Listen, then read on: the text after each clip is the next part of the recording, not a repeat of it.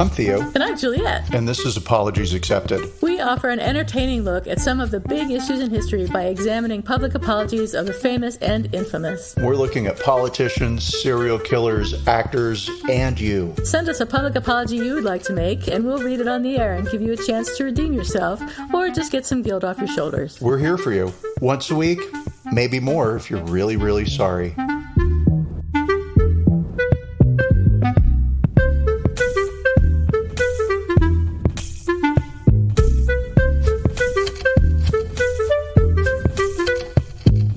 Everybody. This is Apologies Accepted, the podcast. And I'm not Theo. I am not Juliet. And today we're excited to be here to talk to you about a number of things, including what's shaking bacon. What's shaking bacon? This week was a very quiet week for me, so happily nothing. Nothing? I've been not really. I did stuff, but not interesting. However, I was in a grocery store. Thanksgiving is coming up, and so I did some panic buying. Like, what if we run out of turkeys? I better buy one. Yeah, I better buy 6 turkeys. That's what I did. They're going to be gold by next Wednesday. And I was in the grocery store, and I saw half the people easily, including staff, not wearing masks. Maybe even 60% of people around me. Yeah. And I congratulated myself for not having that, I'm going to call it that instinctive response. It's not instinctive, but just that my initial response early on in the pandemic was, you need to be put to death for not wearing a mask. You need to die, and I need to be the one to get to kill you, right? That's how I felt. I'm not feeling that way anymore. I don't feel like you deserve to die. Well, yeah, the stakes are lower now that we have the vaccines and the boosters, I think. So it's a little bit less infuriating to see people not caring about other people. Well, and I think I've just accepted that COVID now, COVID tomorrow, COVID forever. We're always going to have COVID. Yeah. That we've got the pills, we've got the vaccines. Here we go. This is it, right? Yep. So, okay, cool. I'm accepting that. And fine, whatever. It works. But so I wrote down in my notes app, I no longer want to beat people to death. And then I saw a family, and they weren't wearing masks, and their kids weren't wearing masks. And I got a little angry about that. Yeah. Right? Because children aren't vaccinated, or a lot of kids aren't vaccinated, and there's age restrictions and whatever. So when I see like a 3-year-old kid holding mommy's hand in the grocery store or whatever, not wearing a mask, I'm like, should you be thrown in jail for child abuse? Yeah. Like, really? And so then I wrote down child abuse. And then it occurred to me, so I was walking through the parking lot, if I got hit by a car and died on the scene, and the police came and found my phone, they would find a note that said, I don't want to beat people to death. Child abuse. And no one would be sad that I died, because what a horrible person. Was that Trader Joe's? No. I'm always going to ask you that now. Anytime you mention going anywhere. Right, because what's his name brought it up in our interview. Yes, right. It's true. So I loved everybody. Here's another commercial for somebody who's not paying us. I love Trader Joe's. I essentially grew up with Trader Joe's, at least starting from the age of 19 when I moved to LA. And it was just always an amazing place for me because you could get really great stuff very cheap. And Friday night for $20, you could get cheese, bread, and wine and have people over. Yep. How adult, how sophisticated, how European. So I love Trader Joe's for that reason. And so when we moved to Texas, I moved here and I discovered there was no Trader Joe's. Oh, wow. The closest one was 8 hours away. Holy shit. And I called, and I'm embarrassed to admit this, I called Trader Joe's corporate office once a year for like 5 years in a row to ask them, when are you guys going to open up in Texas? Wow. And then they did. So it was all due to you. And then they did. And you're welcome, everybody. Me and the 3 million other Californians that all moved here. That all moved to Austin. Yeah. For real. But that's great. That's funny. I'm glad you didn't die that day.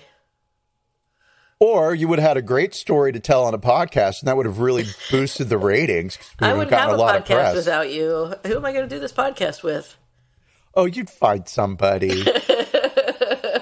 have to be you off the street. Yeah. Want to do a podcast, little boy? Ooh.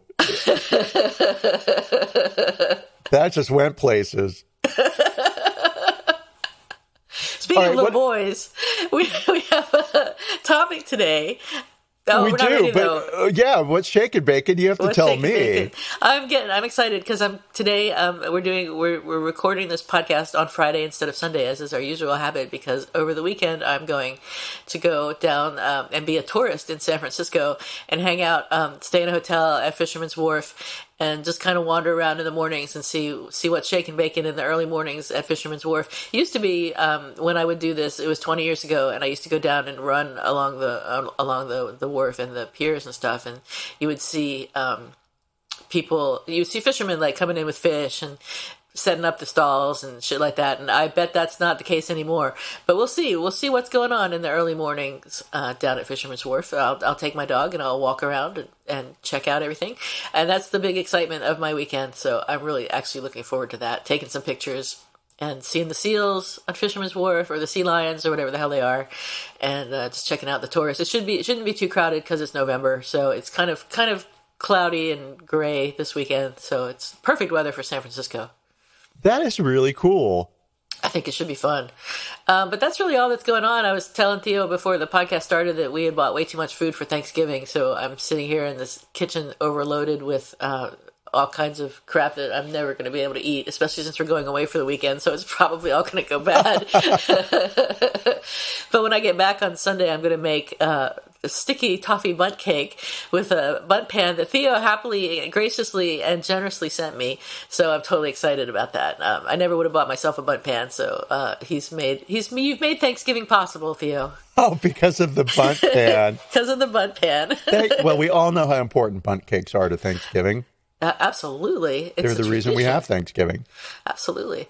So now let's talk about Thanksgiving and... Well, yeah, and Charlie Brown. And I love Charlie Brown. Peanuts is my favorite cartoon. I liked it too growing up. After a certain point, I kind of fell off of it. And I think it's just because it was so wholesome that nothing happened. The thing is that when it started out, for the first 20 or 30 years, it was really incisive and witty. And then after I guess Charles Schultz got older and, whatever, it just became kind of nothing happening, just a little wholesome and bullshit. So it wasn't as cool as it was early on. But I've got this one cartoon sitting in front of me right now, and it's got Peppermint Patty and Franklin. And Franklin we're going to talk about a little bit more. He's a little boy, the first African-American character in the strip. But they're on a pond, a frozen over pond, skating, and he's got a hockey stick in his hand, and she says, "All right, Franklin, what do you think you're doing?" And he goes, "Playing hockey. What does it look like?" And "It looks like you're in my way, that's what. I'm practicing for a figure skating competition." He goes, "What about me? I'm practicing to become a great hockey player." And she goes, "How many black players in the NHL, Franklin?" Wow, hold right? on. Is that the whole comic? Does he come back with any witty? That's the joke? That's it. She's like, "Come on, Franklin, get out of my way. You can't do this because you're black." And there's at that point, there was one black player in the NHL when that cartoon was written. So it's like an incisive comment about racism lack in the NHL. Of diversity. Yeah, really, okay. Yeah. Or racism, or how racist wannabe figure skaters. Or racist wannabe figure skaters. But it used to be more like that than what it became later with Charlie Brown Christmas, which was I like Charlie Brown Christmas and I love it. I watch it every year. It's sweet. Yeah. But it's sweet. But it's nothing but sweet. So yeah, I'm with you. Yeah. And wow, how funny that your retelling of that Peppermint Patty NHL strip made me rethink my position on this controversy we're going to talk about in the apology from Gene Schultz for racism in a Charlie Brown Thanksgiving. Because I was like, oh, that feels a little racist there. But okay, you extended the thinking for me. Okay, good. Yeah. So Franklin was introduced. Yeah, Franklin was introduced to Peanuts in July of 1968, which is before we had what's Bill Cosby's cartoon, Fat Albert and the Cosby Kids. That was 74. So this was before that. I think this was really one of the first I'm going to say one of the first African American characters that weren't racist caricatures in comics. There were Well, certainly in a mainstream comic. in a mainstream comic. Yeah. There was, I think the Jackson 5 had a comic strip or an animated show, but that's kind of different. Well, what I can say as a time marker, there's a very famous episode of Mr. Rogers' Neighborhood, where so he puts his feet in a tub, a wading pool tub, kiddie pool, and the mailman comes by, and it's a hot day, and I was going to say Mr. Bill, and it's not Mr. Bill. Mr. Bill says, "Hey, come on!" No, and the mailman is African American. Right, and Mr. Rogers invites the mailman to enjoy the pool with him in a non-sexual way, and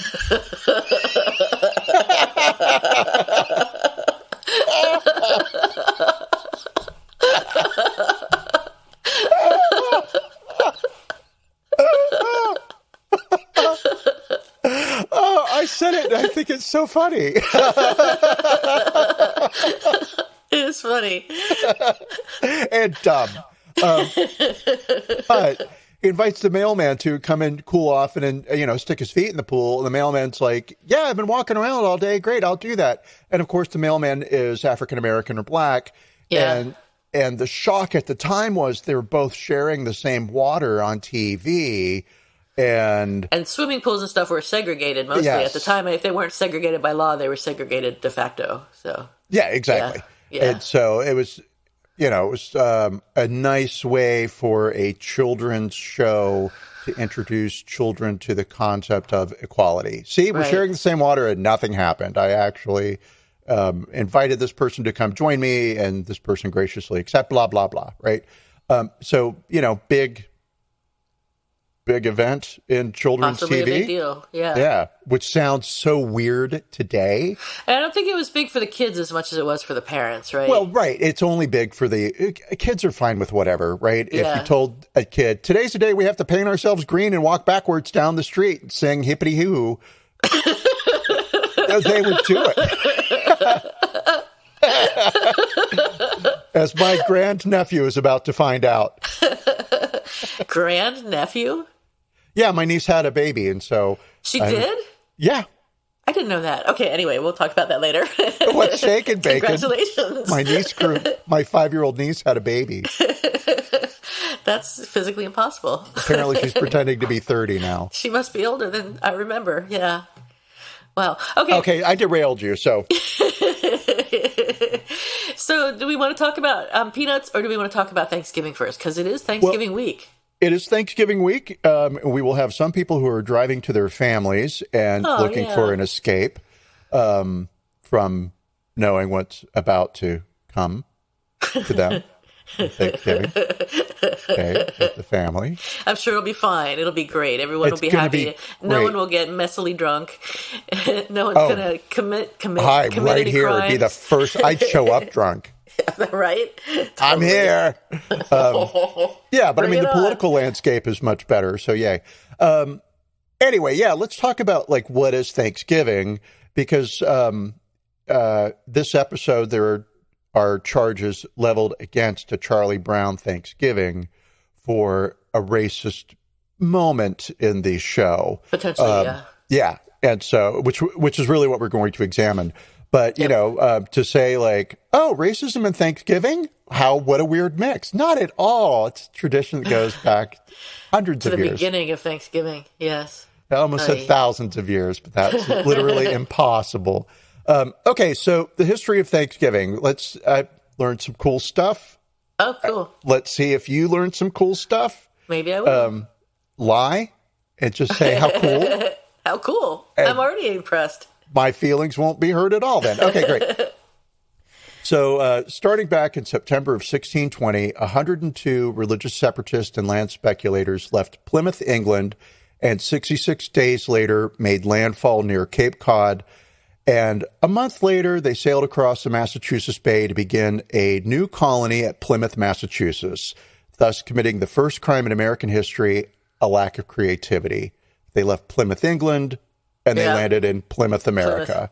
You guys, literally, you could have called it Tree, and it would have been more original. What struck me in your story so far is that not only are these religious people, but land speculators. Sure. Yep. People that were going to come over come over to take the land from the Indians and make money off of it. Well, I mean, did they know that the Indians were there? Sure, maybe, but at the same time, whatever, the Indians didn't have a concept of land ownership. Well, that's what they say. That's what they say, but I mean, they what white people say? That's what the white people say. I don't know if that's true or not. I don't know. Well, they had territories, right? But I mean, whatever, because already I'm in an area that I can't speak to because we don't know. I don't know. I've studied Native American history in one semester at university, and it was taught to us by a white man who studies Native Americans. So, what do I know, right? Right. Enough to get in trouble is what I know. All right, cool. So they land in about November. They hit the U.S., and then they start establishing their colony in December of 1620. And, of course, we're in the midst of the mini ice age there. So it's not only bitterly cold in a northern climate, it's deadly cold. So the colonists stay on the ship, and they suffer scurvy and disease, and half of them die. So you're left with about 50 people. Right? Oh my God. Who've gone through a brutal winter. And in March of 1621, they get off of the ship and they start, building little houses or whatever. Right. And a Native American comes out of the woods and greets them in English. What? I know. And if I saw that in a movie, I'd be like, lazy writing. This is dumb. This is God writing lazy stuff again. Yes, exactly. Well, this is God writing lazy stuff because the Native American who came out of the woods and greeted the English people in English, emphasis on greeted. He didn't have a conversation with them in English. Right. He was just like, hey, man. Had an expression he could use that they understood as a greeting, right? So I don't know his name because I wasn't there and Wikipedia didn't tell me. But he learned this English from a name that you're going to recognize, Squanto. I knew it was going to be Squanto. I forgot all about Squanto, whose real name is Tisquantum, and I can understand why they went with Squanto. Okay, so I'm going to call him Tisquantum, even though... Respectful. Yeah, I'm going to be respectful, even though Squanto is easier for me to say. All right, so Tisquantum was a member of the Pawtucket tribe. Of course, I've mispronounced that terribly. And he was kidnapped by an English sea captain and sold into slavery in Spain in 1614, or around 1614 for our history nerds out there. He was sold to Christian monks who educated him in religion and how to be European. He escaped and he got to London, and he returned. Potentially, maybe he met Pocahontas because she was in London in 1617, 1618, and he may have been in London around the same time. Interesting. Maybe. I don't know. That's not documented, but potentially, probably, maybe. It's possible. Maybe they had a love child who ascended to the throne of England. Okay, no. And so he escapes to London, and then he gets back to America. Amazing. From England on a boat because he knows how to make money in America. Right. And so, hey, you want to set up a colony? You want to grab some land? You want to know where the gold is? I know. I speak the language. I'm from there, right? So he gets back to America only to discover that his entire village had been wiped out by an infectious disease. And so through the weirdness of luck, bad luck, right? He gets kidnapped. He learns English. He gets back to America only to discover that his entire village has been wiped out. Had he stayed, he would have died. And he joins another tribe, the Wampanoag. And so it's the Wampanoag that help the Pilgrims that first year, right? The Wampanoag are like, yeah, we saw you in your big boat and we saw you guys starving to death and we wondered, what was up, but not our business.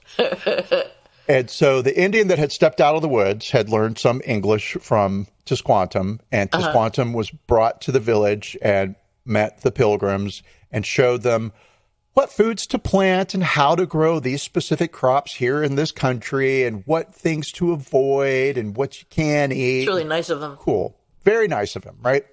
And in November of that same year, so what, 6, 7, 8 months after March? It's 11. Yeah, I got into math there. Sorry, everybody. So they get off the boat in March, and 8 months later, they are celebrating, and they decide to have a day of feast to show their appreciation to the Lord. They probably didn't call it Thanksgiving, but these types of food ceremonies were common enough. We're going to give thanks to God, and we're either going to fast and not eat, or we're going to, and yeah, exactly. It's going to A or B. Right. So cool. So they have a big feast that lasts for 3 days, and a pilgrim chronicler named Edward Winslow wrote a paragraph about the 3-day feast, and all we know is they ate deer. There's a lot of speculation about they ate swan and they ate bear and they ate, but we know they had some deer, right? All right. So, cool. And so off and on throughout American history, the colonists would hold feast days, right, or fasting days to give up to the Lord appreciation for having helped them. So 1621 was the first Thanksgiving. Nothing in 1622, and then in 1623. What's your name? Your Governor Winslow. Yes. Governor William Bradford. Sorry. In 1623, Governor William Bradford says, hey, let's have another day of thanks because we just had a drought and it's over. So God has sent us tons of rain and let's not eat anything. Which, if you think about it, they have had a drought. Yep. Crops have suffered. So it makes sense rather than eat everything, not to eat anything. So day of fasting. Cool. All right. So then we've got off and on through American history, different colonies holding days of thanks.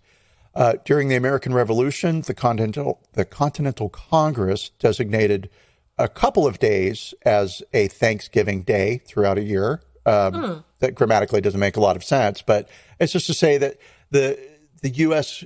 government, the Continental government, decided, hey, let's have a day of appreciation for X, Y, or Z. In 1789, George Washington issued the first Thanksgiving proclamation for the entire nation, and it called upon Americans to express their gratitude for the happy conclusion to the country's War of Independence and the successful ratification of the U.S. Constitution. So therein we see this nice little blend of, or this move, let's call it a move, of Thanksgiving days of appreciation going from religious festivities where we're thanking God to something that becomes political. Gotcha. Right? We're thanking for the end of the war and for the birth of our nation and our government, right? Yes. We're thanking God for that, but it's getting political. All right, cool. So from 1789, there are a couple of other presidents that follow Washington who also hold Thanksgiving days, right? Nationally decreed. You had Thanksgiving pockets happening regionally throughout different times of the year where different states would hold Thanksgiving, whatever, Wednesday in July. I don't know. I'm making that up, right? But there was no uniformity to it. In 1817, New York became the first of several states to officially adopt an annual Thanksgiving holiday. In 1827, the noted magazine, you can tell I'm reading, the noted magazine editor and prolific writer Sarah Josepha Hale, who's the author of the nursery rhyme Mary Had a Little Lamb, a ton of other things. She was an editor for Goody's Lady Journal, which became the leading periodical, which taught domesticity to women, right? How to sew, what to cook, what's expected of a woman. But also she was very pro female education. I mean, she was a feminist for the day, right? Probably would be the best way to describe her. So you got to be married, you got to have kids, but you should be able to read. Yeah. Right? Makes sense. You have to read to your children. Yeah. Okay, so she launched a campaign to establish Thanksgiving as a national holiday, again, starting in 1827. So in her magazine, she would plant little stories about Thanksgiving traditions. And for 36 years, she wrote letters to governors, to presidents. Jesus. Yep. She was dedicated. Not That's to like Jesus. you trying to get a Trader Joe's. Well, I did it, and she did it. She's known as the mother of Thanksgiving. I've never heard of her. No. You need a better press agent. Should write to someone about that. I should become her press agent. Sarah Josepha Hale, I love that middle name, eventually convinced Abraham Lincoln to declare a national holiday. He did this in 1863 at the height of the Civil War. He issued a proclamation entreating all Americans to ask God, a little back to religion here, to condemn to his tender care all those who have become widows, orphans, mourners, or sufferers in the lamentable civil strife, and to heal the wounds of the nation. And he scheduled Thanksgiving for the final Thursday in November. This would now be an annual event starting in 1827, thanks to the efforts of one Sarah Josepha Hale, the mother of Thanksgiving. And so Thanksgiving was celebrated from 1863 onwards for 76 years on the last Thursday of November. Right? And we kind of all loosely know this who are Gen X because it's the thing we were taught in American history. And then in 1939, Franklin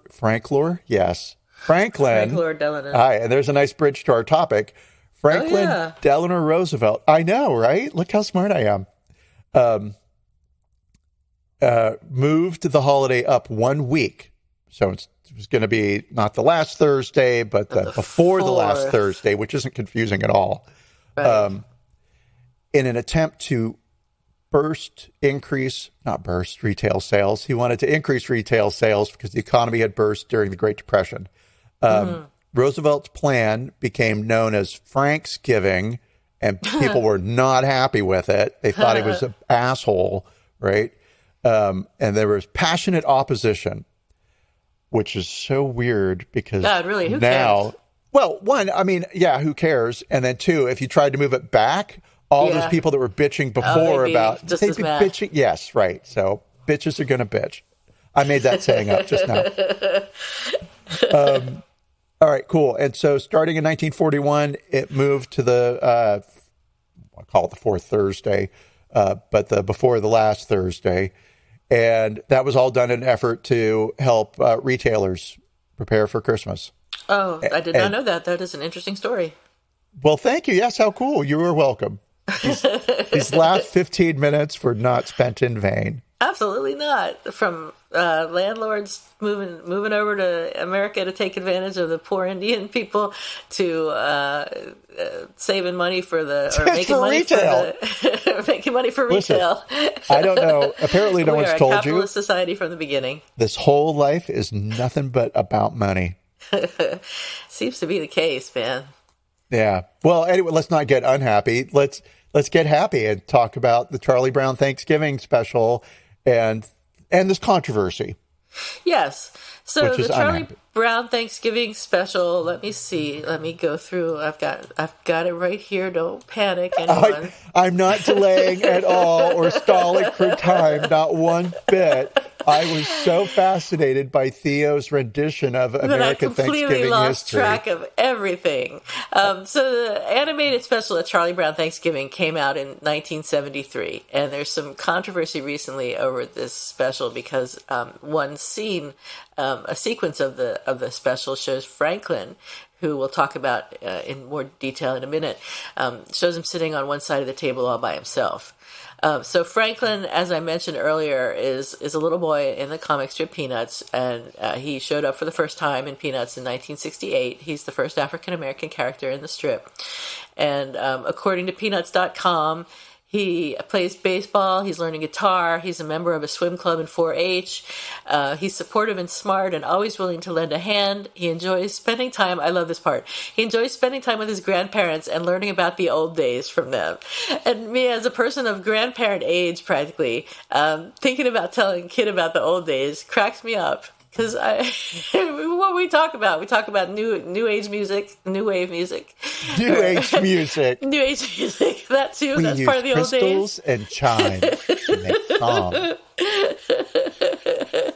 It's back when I was a kid. We wore a lot of bright colors, Franklin. Anyway, so. Even though he thinks Charlie Brown's friends are a little weird, he's happy to be part of the gang. He goes to school with Peppermint Patty and Marcy, but visits Charlie Brown in a nearby neighborhood. So he first showed up, as I said, in '68. He met Charlie Brown at the beach, and his introduction was part of a 5-day series in which Sally, who's Charlie Brown's little sister, threw Charlie Brown's beach ball into the ocean, and Franklin went to get it for him. So American public beaches were not legally segregated at this time, but were segregated. In fact, basically, a lot of sort of like now, I guess you don't see, if in certain neighborhoods you see mostly white people, certain neighborhoods you see mostly people from Russia. Or, are they white people? I don't know. I'm gonna get myself Slavic. in trouble. Slavic people. I lived in a Russian Jewish neighborhood in West Hollywood. I'm very comfortable talking about. Okay. The Russian population. It's vast and diverse. I'll leave it to you. Thank you. So anyway, public beaches were de facto segregated at the time, so this caused some consternation.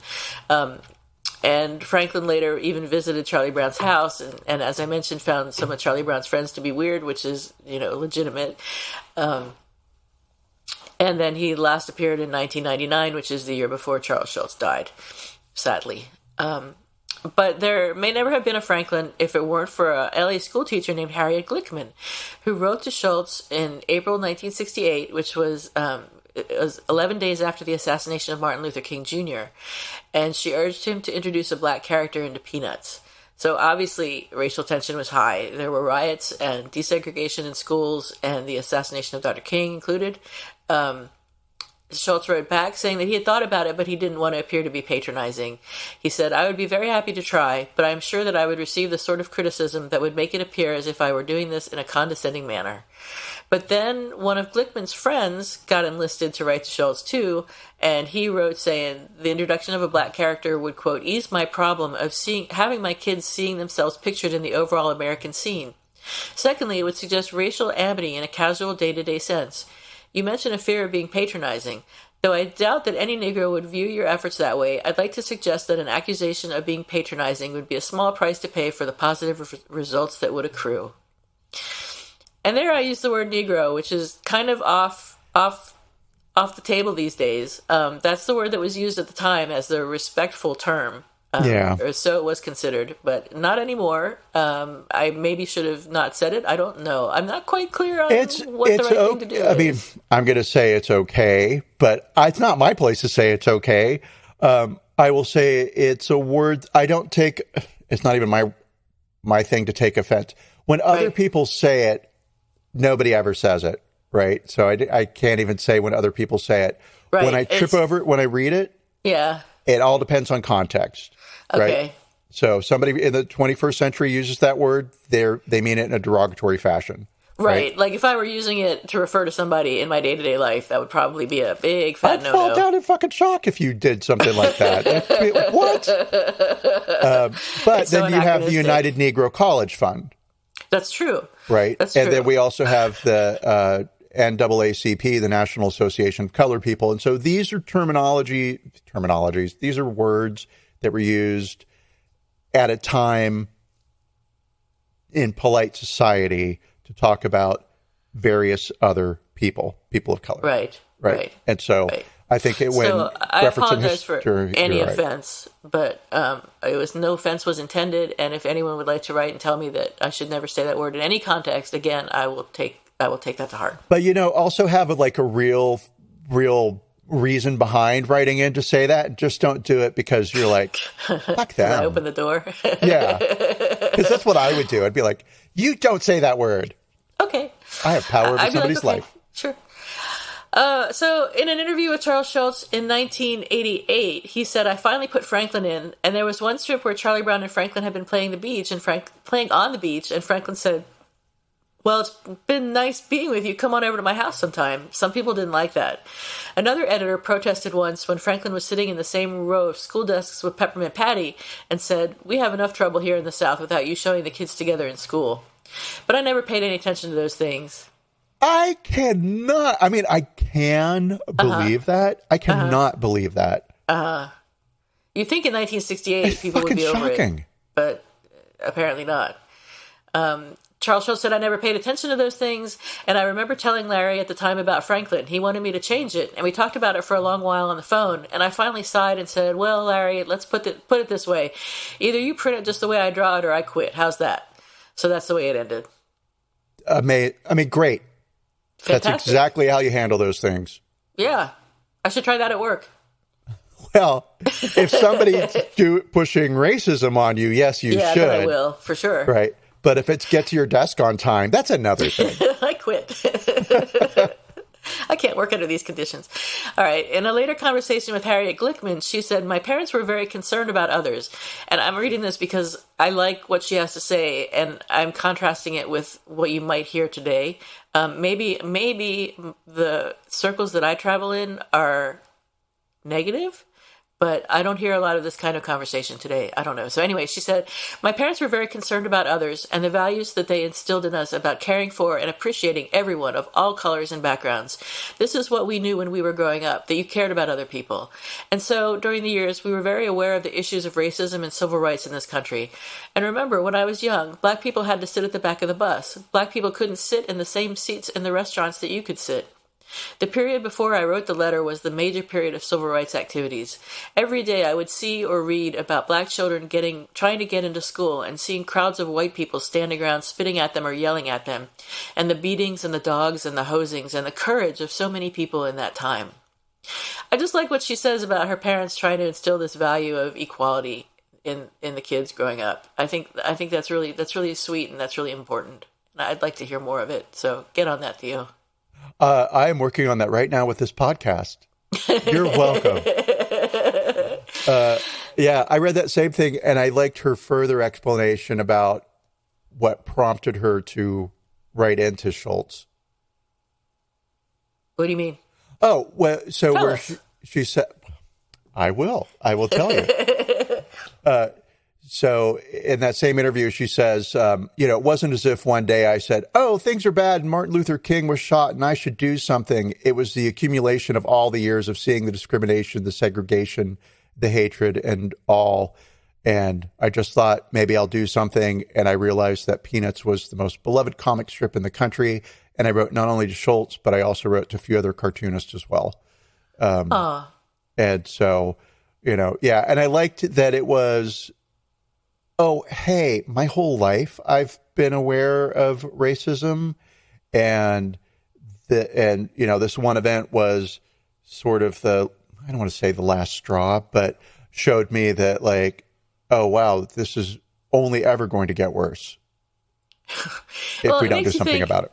It makes me think that maybe one person can change things, or at least could in 1968. And maybe now you can't write to a cartoonist and have them even read your letter or find your letter among all the letters that they get. But, I mean, maybe it is possible for one person to make a difference. Oh, yeah, absolutely. I do think so, right?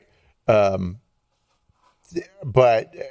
I guess maybe the avenues are different today. Yeah. Given that everybody can have a YouTube channel and any one person can become the loudest voice in the country. All you have to do is just say something that's shitty enough. Yeah, or do a little dance. Maybe.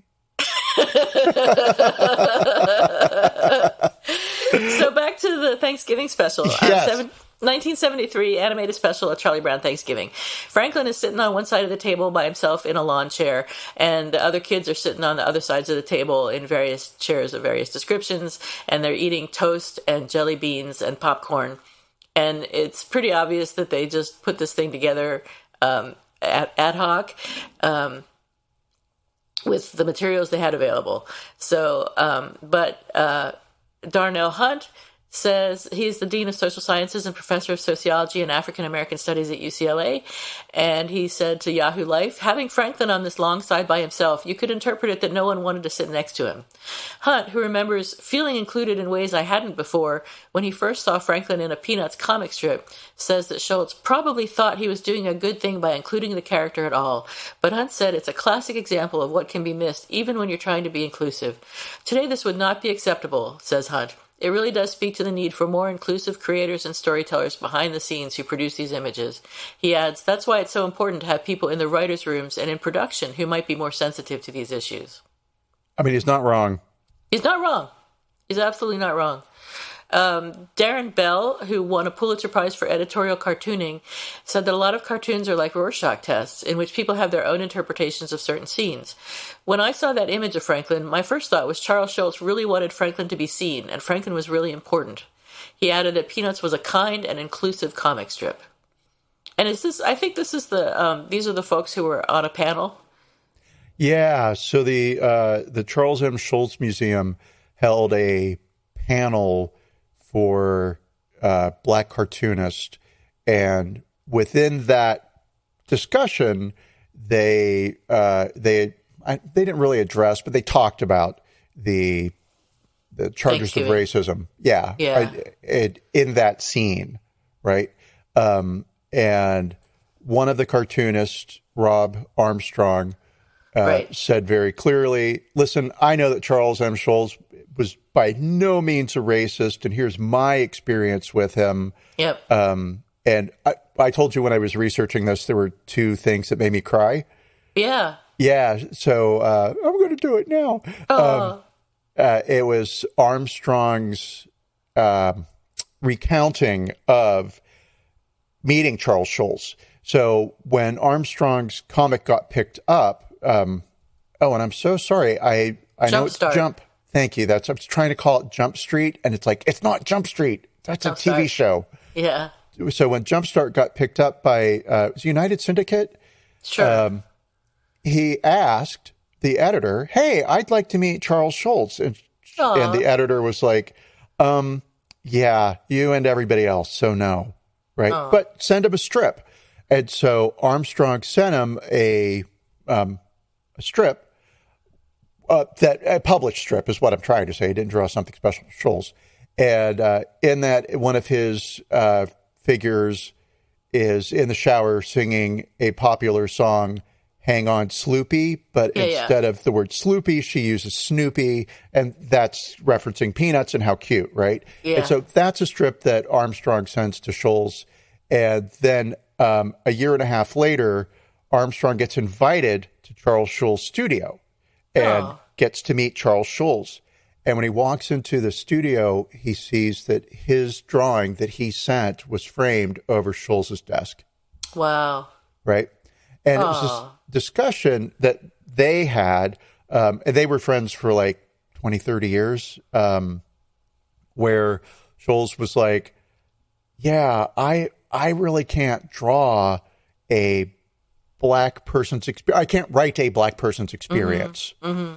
Right. And so I'm aware that anything I do is going to be an issue, but I'm honored to have inspired a Black child who wanted to be a cartoonist. When Armstrong was 3, he told his mother that he wanted to be a cartoonist and grew up to become a cartoonist.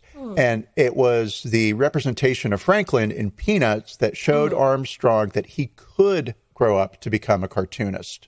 Right? Wow. Because, look, there's a Black little boy in a cartoon. Right. And I want to draw cartoons. I can do this. And then he does. And then he gets to meet his hero. And then he walks into that hero's office and he finds him drawing, and he did. And not only that, but Franklin's last name was made to be Armstrong in a later television show, or television, what do you call it, special. A show. You can call it a show. A TV show. It's perfectly appropriate. They named Franklin after, Charles Schultz named Franklin after Rob Armstrong, which is super sweet. It's super sweet. That did not make me cry. But the picture over the desk totally made me cry. That made you cry. Oh, and the rest of the special can only be about what makes me cry. Okay. So, interestingly, in 1972, before the Thanksgiving special, Franklin was seated at a dinner table on the same side as his friends in Snoopy Come Home. So, I think that leads us to the apology, which is not really an apology, but the comments from Jean Schultz, who is the widow of the late Charles Schultz. She issued a statement on the whole Thanksgiving Franklin matter, saying the scene would have had nothing to do with Sparky, which is a nickname for Charles Schultz, because it was purely the animators and the directors working on it. The director parcels out the scenes to the animators, and the animators who drew that scene aren't alive anymore, or we don't know how to find them.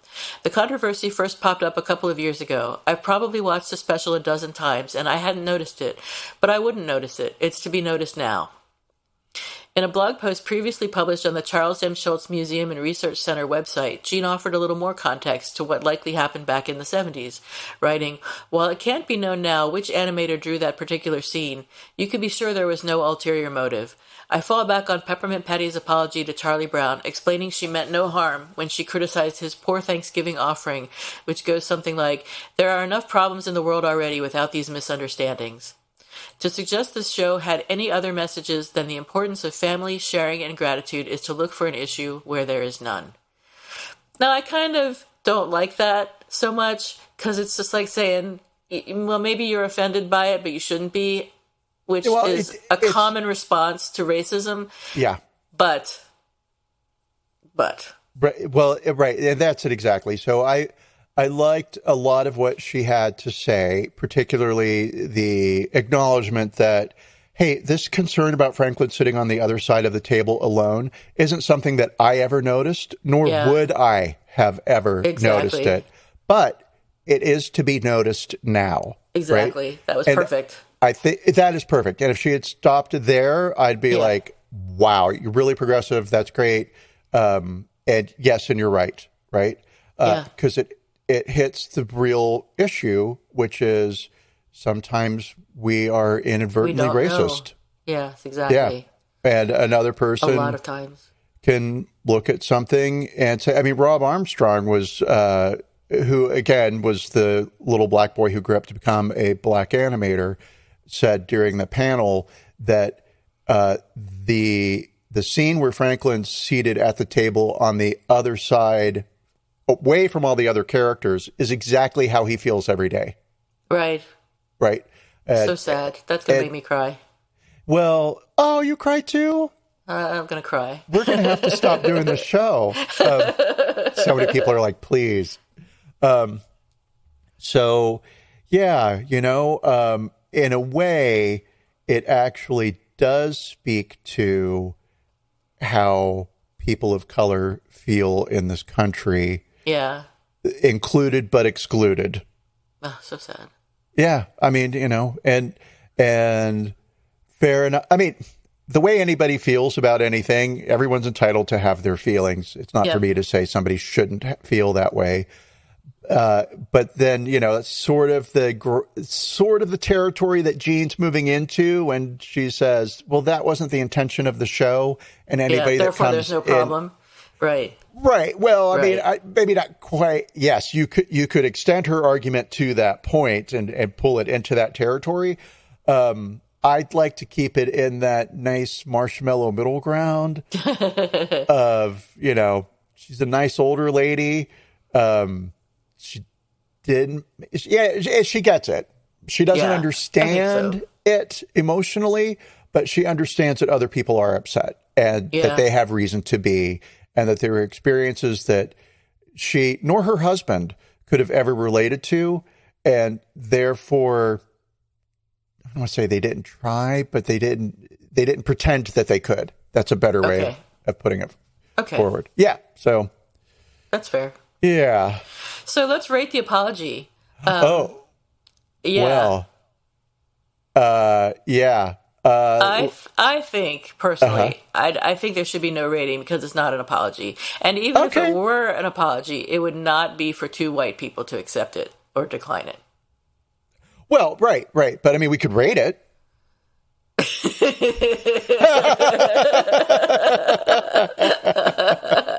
I mean, we can rate what another white person does.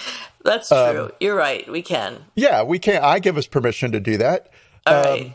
And so on a scale from 1 to 10, 10 being, the Michael Chabon of Perfect apologies. apology. Right? Boo. Boo. And a 1 being not. Yeah. It's tough. You would think I would have actually thought about the number that I would have given it's really it. not an apology, so I don't know if we can rate it as an apology, because she didn't say I'm sorry. She's like, it was kind of not intended to be.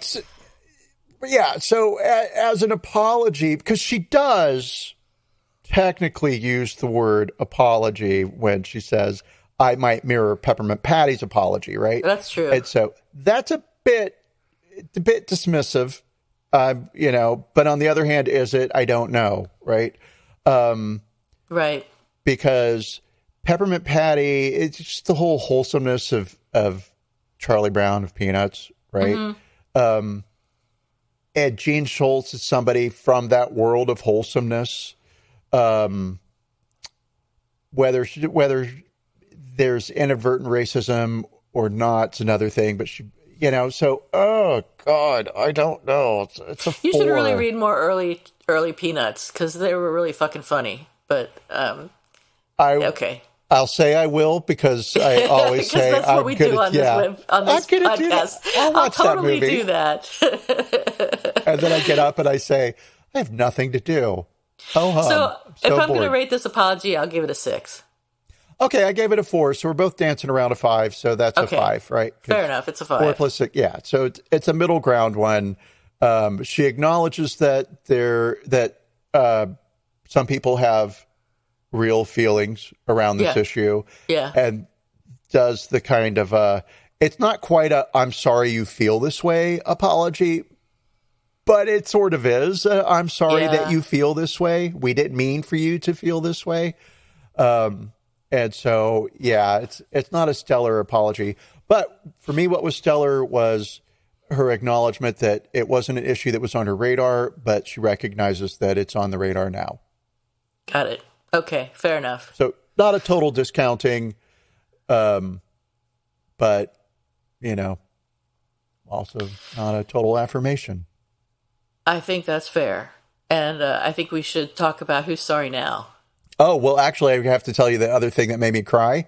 Oh, yeah. And that give you a little bit of a deep dive into some of their racism in Charlie Brown's production crew. Yeah. So Gene Schultz is talking about here's what my husband did, and here's his idea behind this thing or that thing, right? And she talks about how Charles Schultz has Franklin and Charlie Brown meet on the beach, right? They don't meet like, oh, I just moved in across the street from you. Right. How challenging would that have been? Charlie Brown lives in a neighborhood where a black person moved in. Oh my God, shut down the country, right? So the beach is neutral territory. Even though there were laws, and as to your point, there's de facto segregation, even if there wasn't a law. Okay, so she says, speaking as her husband, I want to do this. How on earth do I do it in a way that's natural? The easy thing would have been to have Franklin be a new kid who moves to town and lives across the street, but instead he had them meet in a very neutral place, and then it's revealed that he goes to Peppermint Patty's school across town. I wish he was here now, because it never occurred to me to ask him how he hit on that idea. I always say that in all the years I was married to Sparky, it seemed like he created the strip so effortlessly. It's my penance now to study all the things I took for granted then. Heartbreaking. That's sweet. Heartbreaking. Yeah, so I'm going to boost my 4 up to a 5 and maybe a 6. Because I feel bad for her. I wonder if she's still alive. I think she is. She was alive up until a few years ago, which doesn't answer your question. But somehow if she was alive in 2019, that sort of counts as now. The museum is up in Sonoma. I should go there and check it out. I hate you. You should. If I were smart, I would have done that before this episode. No, that's where you lie. But I'm not smart. So yeah, I did. I totally went there. It was fantastic. All right, so I just wanted to see, were any of these guys sort of maybe Klan people or racist somehow, right? Yikes. So Charles Schultz, of course not. Good. We know not intentionally racist. Done. Solved. Lee Mendelsohn was a producer who worked with Charles Schulz on a number of the iconic Peanuts cartoons, including the Christmas Carol one. Yeah. Lee Mendelsohn, who was Jewish, died on Christmas Day in 2019. Oh. Yeah. And so how did he get involved with Charles Schulz and Peanuts? He did a documentary on Willie Mays, who was an African-American baseball player and was considered the best baseball player of all time back in the, I think it was the 60s he did that, but don't hold me to the decade. So he did a documentary on Willie Mays, and then he was like, I did one on the best baseball player. Why don't I do one on the worst baseball player, Charlie Brown? And so he approached Charles Schulz and was like, I'd like to do a documentary, and they ended up working together. So Lee Mendelsohn is the person who brought in Vince Guaraldi, really? whose music for Charlie Brown Christmas is my favorite Christmas music. Mine too. It's so good. It's the best. It's the best. I can listen to it over and over. Merry Christmas to you, my little angel. Merry Christmas. All right, let's see here. So, And then when they couldn't find any satisfying lyrics for Guaraldi's lovely instrumental piece, Christmas Time Is Here, Mendelssohn wrote the lyrics to that song. Christmas time is... He didn't sing it, though. The role producer is often imagined to be the money guy who brings the funds and the talent to make the project work, but Mendelssohn was much more than that. He and Schulz brainstormed about the idea for Charlie Brown Christmas together. Mendelssohn had read a Hans Christian Andersen fairy tale, The Fir Tree, and that gave Schulz the idea to come up with the idea of a central, what's this episode about? Oh, it's about Charlie Brown finds a broken Christmas tree, right? And what's the true meaning of Christmas? So cool, right? Lovely. And I'm going to say Lee Mendelsohn. Good guy. Probably not a racist. That's not to say that Jewish people can't be racist. Of course. I know some problems. There's some words. But, probably not an overt racist, right? And then head animator Bill Melendez, and this is where I'm going to screw up, and because their last names are so similar to me, Mendelssohn and Melendez. But he was... Bill Melendez, who was the head animator, was born in Hermosillo in Mexico and walked across the border with his mother as a child in 1920 to America. Wow. And became an American citizen officially when he signed up for the military. Wow. They gave him a citizenship then, right? I wish they did that now. But anyway. Well, I think they do but okay, I don't know. Clearly, because I said, I think they do, and you shook your head no, and I was like, okay. I don't think so. I don't know, but we'll I bet you $20 they don't. There's no way to ever know. There's no way to ever know. No. All right, cool. And so Melendez, who was an undocumented immigrant from Mexico, grew up to become a cartoonist. Started off with Disney, as most of the animators did at a certain point in early American cartoon history. And let's see here. Yeah, okay. So he worked on a bunch of cartoons, Fantasia, Bambi, Pinocchio. He ended up working with Charles Schulz on the Peanuts cartoons. And his name was not Bill, but the Disney cartoonist gave him that name because his real name was too long. So here's somebody who actually, at the hands of white people, suffered inadvertent racism. Yeah. Right? Your name's too funny. Well, they didn't say it was funny, but they said it was too long. Your name's too weird. We're going to call you Bill. We're going to call you Bill. And that's the name he went by. And so that was kind of the end of that. Yeah. But I will say that on Twitter, which of course is where this controversy rages, as all controversies in American culture do, without Twitter, we would never know what to be angry about. There's a woman named Kimberly Manning, who is a medical doctor, and she shared a clip of the Peanuts what word am I looking for? Where Franklin's sitting by himself. She shared. Oh yeah, the sequence. A still. Thank you. Yes. A still. A still. And she says, this unedited image is from a 1973 cartoon that I watched every single Thanksgiving as a kid. Seeing Franklin at that table was a big deal to us. Yeah. Cool. Right? Yeah. And then she says, dang, diversity without equality and inclusion is a sad, subtle thing, isn't it? Then and now. She goes on, right? Mm-hmm. So, very valid point. I think that sums up the whole issue beautifully. I think it explains both sides of the equation beautifully. And then she says, I believe the entire body of work around the character Franklin, added in 1968 by Charles Schulz, creator of Peanuts, was forward-thinking and brave.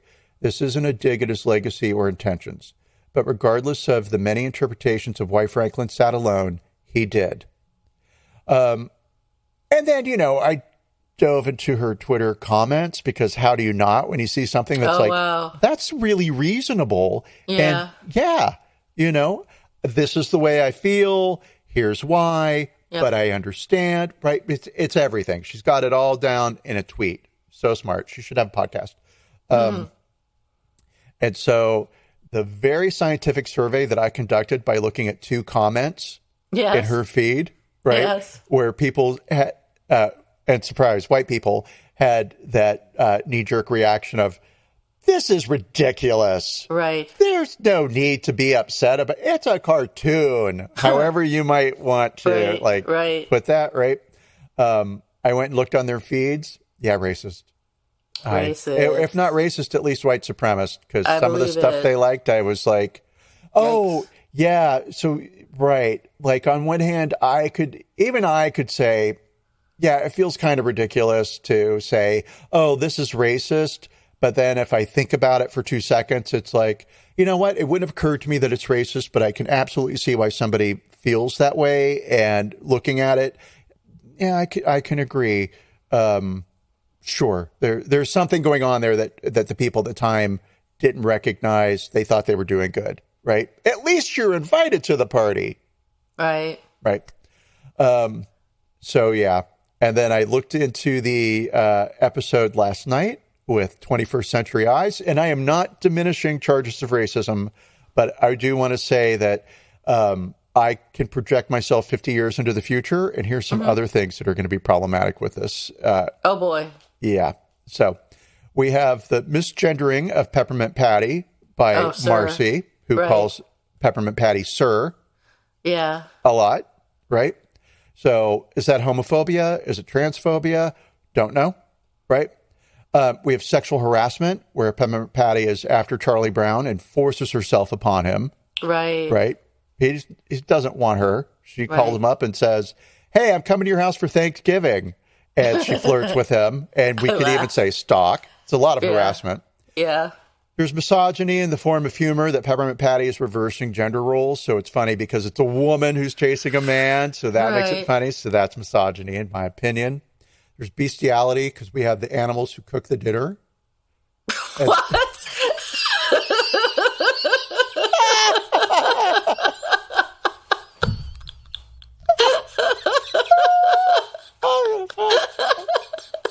I literally can't breathe now.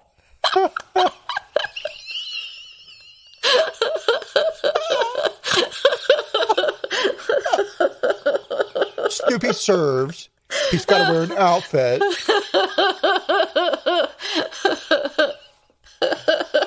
I'm crying. And then, thank you. When I thought of that, I ran back here to type that up so that I wouldn't forget. Good. I'm glad you did. And I'm glad I didn't put it in notes, because that would have been really hard to explain. I don't want to kill people anymore with bestiality. And then finally, we end with charges of cannibalism, where Woodstock eats a turkey. Woodstock is a little bird. Right. For our international audience who may not be familiar with the Charlie Brown Thanksgiving or care enough about Thanksgiving to watch a cartoon about Thanksgiving. So, but I put all of that forward. I think the misgendering and the misogyny may have some legs in the future. Maybe. But everything is going, I mean, our entire culture is based on that. So, yeah, we're only ever going to be problematic in the future. Yeah. Yeah, so Sadly. That's not to take away from charges of racism, because those are real and valid concerns to have and express. And while there may not have been, here I am apologizing for it, like, you know. You didn't do it. Thank you for letting me off the hook that way. Letting you off the hook. So where are we at? Who's sorry now? Or Who's sorry apology now, expected? Theo? Anyone sorry now? I am. Do I have one?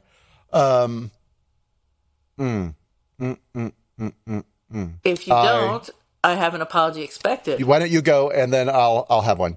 Okay, so from the happy cartoon world of Peanuts to the less than happy world of real life, I'm expecting an apology from Merck, the pharmaceutical company, soon, because this past week there were some vials found in one of their labs in Pennsylvania, which was not 10 minutes from where I grew up, and the vials are labeled smallpox. Oh! So they're looking now into seeing what the fuck is in these vials. A, what? B, why do you have smallpox in a Merck lab in Pennsylvania? C, they said, oh, it's okay, the people who found it had gloves and masks on. Fuck you, that's not enough. D, were these found in a freezer? Or were they in a -80 freezer or whatever? Or were they in a regular freezer? I don't know. I don't have any answers. All I know is that I read an article saying that there were vials found labeled smallpox in a Merck lab in Pennsylvania, and I'm expecting a big fat fucking apology from Merck, if not the entire state of Pennsylvania. Entire world. That shit's contagious. I know, right? Yeah, and the article made it clear to state that there's enough vaccine for everybody in the U.S. if smallpox got out. But I mean, okay, sure, good. I guess we know now that we can vaccinate a lot of people, so that's not so terrifying as it was maybe 10 years ago to think about smallpox getting out. But still, let's have an apology for that, Merck. Yeah, and I'll tell you what, if COVID disfigured people the way that smallpox disfigures people, because if people you would be getting the survive, vaccine so fast. Yeah, you'd have fucking 5 masks on. Oh yeah. Not you, Oh, yeah. but I mean, you know. Oh yeah, no, I'm the naughty yous that are running around without masks. I would live inside this tent I've created in this closet for our podcast, and I would totally not go ready outside. to lock down forever now that I hear smallpox is out. Because smallpox has been one of my fears, like one of my irrational fears all my life is getting smallpox. That is a very irrational fear. Who can explain how the brain works, Theo? Well, I can. I had a fear of headhunters until I was probably like 30. You mean like consultant headhunters? No. When you were 15 years old, you'd have nightmares about people with cannibals and stuff. No, yeah. So irrational fears. Yeah, headhunters. Wow. Don't know why. That is irrational. Yeah, well, it's not like I thought they were outside, my especially in door. the southern part of the United States. It's just why I never went to the Amazon. Okay. All those times I was invited to go to the Amazon, and That's why I've always wondered. Headhunters and water tarantulas. No. Water tarantulas. Tarantulas that live in the water and can swim. Yikes. And they crawl up pipes. It's why I'm not so sure about going to Australia, because of all the deadly things they have there. Oh, fuck. Australia is not fucking around. They want to kill you. They do. Have you been to Australia? Yes, a couple of times. And, did you die? Yes. Don't you recognize you're in heaven with me doing a podcast? Aww. This is the best heaven. It's just well, it's the only one you're getting. It's like the Mormons. We got several layers of heaven, and on this one I get to be on a podcast with Theo. Yay! Hey. The ninth circle of heaven. Right. Yeah, no, Australia's fine. Podcast circle. It's a podcast circle. Everyone's got one. Yeah, it's a long way to fly to get to California, in my opinion. Right? Yes. It's very American. It's very California. At least the Gold Coast, which is where I went. Really? Okay. And the only way I knew it was in Australia was, sorry, this is sad, all of the roadkill kangaroos on the side of the Holy shit! Wow. roads. That would They be a weren't even on surprise. highways. You get used to it after a while, but you know how like you'll see a dead deer or a dead, A raccoon, something. yeah. Possum. Oh, weird. Armadillo. Let's name all the things. Javelina. Javelina? Javelina. You see them in Arizona sometimes. I don't know what that is. Is it like a pig. little deer? It's a pig. No. You I've haven't never seen heard of that. javelinas in Palm Springs? No. What? Oh, go look it up. No. Okay. I will. All right, fine. I've watched it, then I won't. Anyway, so who's sorry now is what I have, and I'll keep it easy and breezy. I am sorry to my friend Terry. We are not going to his house for Thanksgiving. Yeah, I'm disappointed. We're just going to have a quiet one here. It would have been a lot of money to go, and I don't want to take the dog, and I don't want to drive. Now, could I have gotten in the car 5 days ago and driven? Yes, I could have.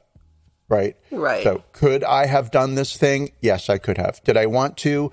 No, I did not want to. Right. Why? Not because Terry's not worth it, but because Terry's not worth it. But you invited him to your house for Thanksgiving, so yes, and I wasn't totally worth reasonable. it. Yeah, I said no, and so here we are. And then we're going for New Year's, and so hooray! But so that's my apology. I would love to, but the idea of driving another 2 days there and 2 days back, and then what do I do with the dog and all that? Yeah, I have to, the dog's too much work when I'm in somebody else's house. So there you go. Anyway, long story. Fair enough. Okay. All right. I think that's it for today. That is it. Yes. So thank you, Theo. Thank you, not Theo. And we'll be back next week with another exciting edition of Apologies Accepted, the podcast. The podcast. Yay. Bye. Goodbye.